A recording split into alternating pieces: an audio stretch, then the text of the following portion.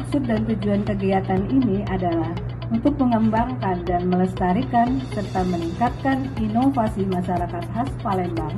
Kami sangat menyambut baik sekali dengan acara ini dilaksanakan. Apalagi kita sebentar lagi akan melaksanakan namanya Rakernas JKPI dan menjadi tuan rumah tentu.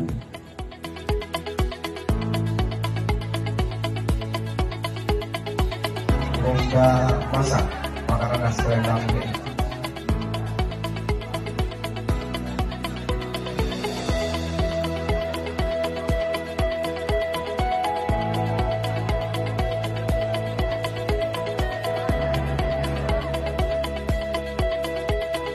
Selain yang tidak itu,